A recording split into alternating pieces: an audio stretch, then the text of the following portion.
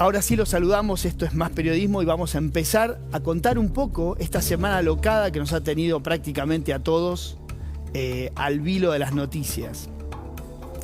En principio, lo que sucedió el sábado, que me parece que no es un tema menor, la forma en que se va el ministro, o el ex ministro ya, o el entonces ministro, Martín Guzmán, ¿no?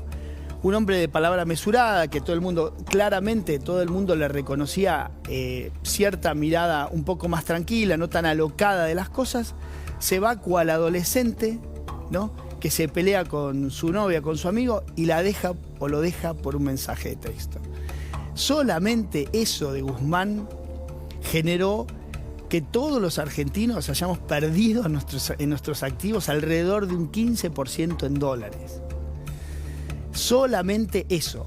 Claro, ustedes me dirán, hay un contrafáctico. ¿Qué hubiera pasado si hubiese negociado una salida y en el momento de la salida de Guzmán, después de agradecerle, que siempre se le agradece a un ministro, menos en este caso, hubiese ya estado el nombre del sucesor, si hubiese pasado lo que pasó estos días, si hubiese desatado, por así decirlo, esta pequeña ola de compras, de remarcaciones, de faltantes? La verdad es que es un contrafáctico, pero las formas también hacen a las personas.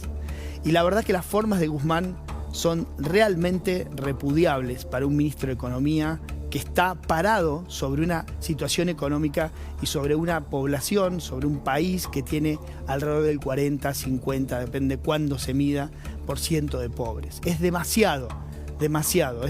Alguien me decía recién, es tirar una bomba y cerrar la puerta y dejar a 48 millones de personas, 47 y monedas, según los números de Labaña, de Marco Labaña, un candidato fallido, ¿no? Cuando nos censó hace poco tiempo.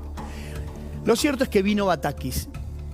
Vino Batakis en un momento de cantidades de nombres que iban saliendo ya no de las redacciones, sino de una Quinta de Olivos que, como muchas veces en la historia argentina, se convierte en el centro de operaciones porque es obviamente mucho más reservado que la Casa Rosada, no hay acreditados dando vueltas, es un lugar que se construye como una suerte de búnker y está bien que así sea, y ahí, desde ahí, era la usina de rumores y de nombres.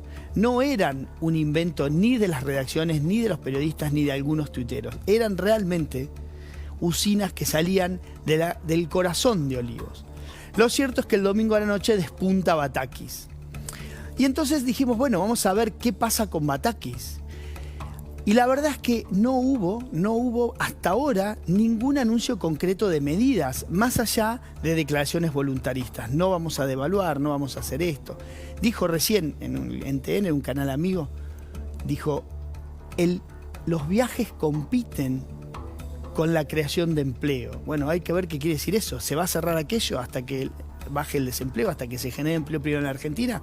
Pues estaremos quizás 10 años más sin viajar, o mucho tiempo, por lo menos mientras ella sea ministra, porque hace 10 años que el sector privado no genera empleo, ¿no? De 2012, si ella mira las estadísticas lo va a encontrar. Lo cierto es que ante la falta de certezas, los argentinos, cada uno de nosotros con nuestras acciones formamos el mercado. Y cada uno de nosotros fue tomando decisiones pequeñas que se suman de a millones. El que pudo compró dólares, el que pudo, digamos, fue y compró un electrodoméstico, el otro adelantó una compra, el otro pagó algo que se le venía y que no sabía a cuánto lo iba a pagar o repuso, y el que tiene un bien quizás lo reservó. Eso es el mercado. Eso es lo que cada uno hacemos que generan, digamos, acciones colectivas. Nosotros, cada uno de nosotros, somos agentes económicos corriendo a refugiarnos cuando viene la crisis o cuando va a llover fuerte. Cada uno de nosotros tomó decisiones. Entonces, y hay que pensar que en estos días que empiezan a correr, empiezan a tomar decisiones, grandes decisores. Y vamos a bajar a un ejemplo muy concreto. ¿Qué hace, por ejemplo, una cadena grande de supermercados que le vienen en aluvión a comprar y le dejan millones, pero millones de pesos un domingo en una caja? Cuando cierra la caja de la semana se encuentra con que tiene una habitación llena de pesos de la gente que viene a comprar lo que sea, como está sucediendo, está vaciando las góndolas para estoquearse porque todo sube. ¿Qué hace esa persona? Ahí hay un decisor muy sofisticado, quizás con un muy buen sueldo, pero que también tiene un jefe y que también tiene que dar explicaciones. Y esa persona, pónganse ustedes en lugar de quien tiene una cantidad de pesos en el bolsillo y que a su vez tiene que dar explicaciones respecto de qué hace con esos pesos, tiene varias opciones. Alguna es ir y comprar mercadería, pero hay que ver si le venden. Pero si no tiene esa opción, tiene que tomar decisiones que lo lleven a poder explicársela a su jefe, porque en el mundo, todo el mundo tiene un jefe a quien darle explicaciones. Entonces esa persona va a correr a un refugio seguro, y ese refugio seguro muchas veces, la gran mayoría de las veces en Argentina, es el dólar. Y por eso es que se validan precios de dólar, el famoso dólar MEP, que es el dólar bolsa que se obtiene acá, o el contado con liquidación, que es el dólar que se compra y que se liquida afuera y que queda en una cuenta afuera, que validan precios más altos porque los decisores grandes, los que reciben toda esa cantidad de dólares que la economía, de la emisión monetaria, tienen que hacer algo con esos dólares en un país que no da ninguna oportunidad. Entonces esos decisores deciden dar la explicación más fácil a sus jefes. Y dicen, compré dólares, ¿qué crees que haga? ¿Que en Argentina me quede con pesos? Esa es la dinámica en la que estamos metidos ahora, ¿no? Donde los grandes decisores empiezan a validar dólar más grandes. Recién Batakis dijo no vamos a devaluar, pero hay una parte de la devaluación que puede depender del ministro de Economía, pero hay una gran parte que depende de esos decisores y de cada uno de nosotros que estamos dispuestos a validar un dólar más alto porque nuestras expectativas están en que vamos a ganar dinero, o por lo menos que nos vamos a refugiar, ni siquiera que vamos a ganar dinero, que vamos a mantener el nivel de compra de nuestros pesos. Entonces, como decíamos, Batakis no nos ha mostrado mucho con qué cartas va a jugar y con qué cartas nos va a hacer jugar a los argentinos. Pero sí podemos ver qué fue lo que hizo ella en su último cargo público ejecutivo importante, que fue cuando fue ministro de Economía. Entonces, nos pusimos a hacer un poco de historia y ver cómo dejó la provincia de Buenos Aires, y eso es lo que vamos a repasar ahora, ¿no? Recordemos que fue la ministra de Daniel Scioli entre 2011 y 2015. Para que ustedes recuerden, cuando Vidal asume como jefa de la provincia de Buenos Aires, tuvo que pedir plata a Nación para pagar los aguinaldos, 10 días después de que Batakis dejó el cargo de ministro de Economía. Recuerden ese dato, búsquenlo en internet, que van a encontrar los pedidos de Vidal al gobierno nacional para pagar el aguinaldo, porque no había plata en la caja para pagar el aguinaldo de los empleados públicos bonaerenses. Acá les trajimos 3 o 4 datos, vamos a pasarlos rápido para entender un poco dónde estaba la provincia de Buenos Aires. Esto es lo que gastaba en capital, o sea, en bienes, en inversión, la provincia de Buenos Aires en aquel momento. Estamos hablando de 2014, ella fue en 2015. San Luis gastaba el 47% y la provincia de Buenos Aires gastaba el 5%. ¿Se entiende? O sea, 95% se iban en otra cosa, que no era en inversión. Por eso es que la provincia de Buenos Aires quedó como quedó. Pasemos otra para ver rápido dónde estaba. Fíjense lo que era la inversión en obra pública per cápita de todas las provincias argentinas, empezando por San Luis, que en ese momento destinaba casi el 50% del presupuesto, estaba exactamente en 5.700 pesos y Buenos Aires en 245. 5.700 a 245 y la media país está más o menos en 2.000 y pico, 2.500, 2.600, y Buenos Aires en 245, el 10% de la media del país. Pasemos otra más y miremos dónde estaba Buenos Aires, cómo fue la gestión Batakis. El stock de deuda sobre los ingresos está de cuánto debía respecto a los ingresos que tenía. Buenos Aires la que más debía, 41%, contra Santiago del Estero, Santa Fe, Catamarca, pero Santiago del Estero y Santa Fe con el 2% de lo que recaudaban. Es exactamente el otro extremo. Sigamos una más. A ver. Fíjense, la participación, o sea, cuánto pagaba de intereses, en intereses de deuda respecto del gasto total. Por lejos la que más pagaba, 3,3%, contra cantidad de empresas que pagan decimales, ¿no? Y vamos a ver 2 más que nos van a enseñar qué hizo Batakis en la provincia de Buenos Aires, para entender a dónde viene. Fíjense esta curva que es muy interesante, que esto es lo que pagaba de intereses de deuda, que siempre estuvo más o menos, los intereses de deuda de la provincia, eran un poquito más, pero andaban cerca de lo que se gastaba en obra pública. Pero Batakis se asumió en 2011. Y fíjense lo que sucedió con las 2 curvas. Se separaron.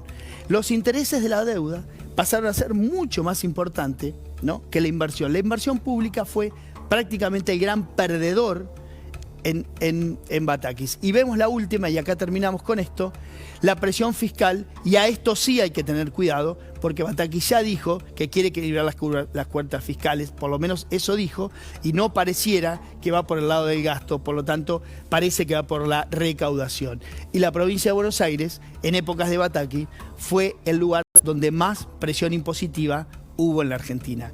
Esta es la gestión Batakis, así manejó la provincia, así la dejó, y ahora vamos a contar y hablar en la mesa un poco más de lo que dejó esta gestión Batakis. Vamos a hablar ahora, vamos a ver un informe sobre los primeros días de Batakis y las últimas horas de Guzmán, para ya sí meternos en el debate económico de hoy.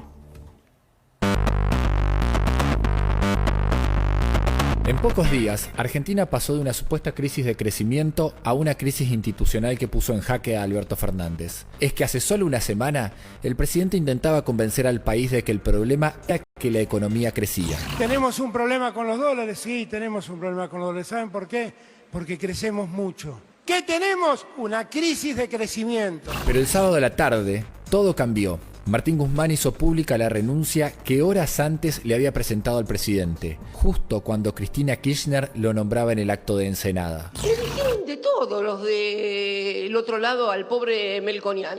Mira vos diciendo yo al pobre Melconian. Creo que sí tuvimos una coincidencia y que es la economía bimonetaria. No es poca cosa, ¿eh?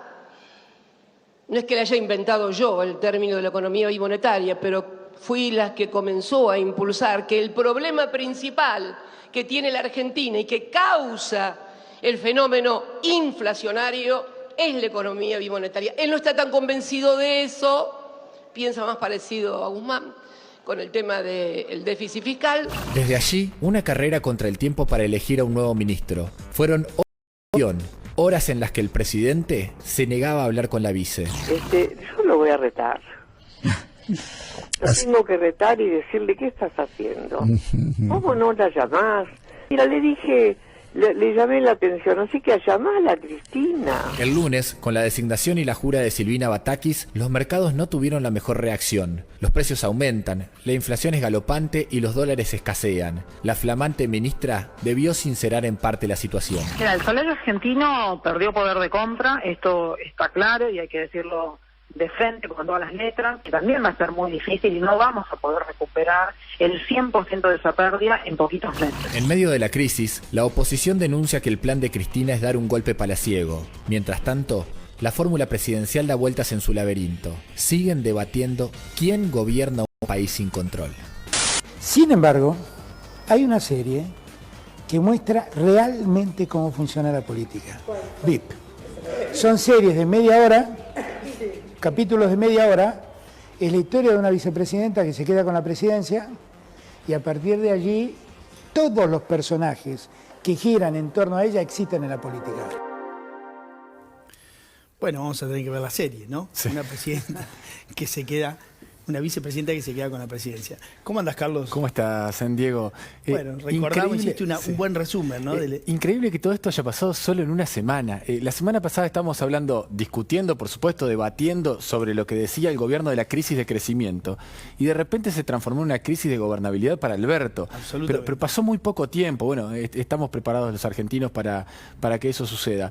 El problema, creo yo, acá es que no fue una semana de tensión y esto ya se resolvió, punto aparte, discutamos de otra cosa. Evidentemente la tensión entre Alberto y Cristina sigue y esto repercute, peleas de poder, discusiones de poder hay en todos los gobiernos, de eso no nos tenemos que asustar. El problema es cuando repercute en nosotros, en el ciudadano de a pie. Bueno, vos lo cuantificabas, 15% decías vos que perdimos en esta semana, ¿no?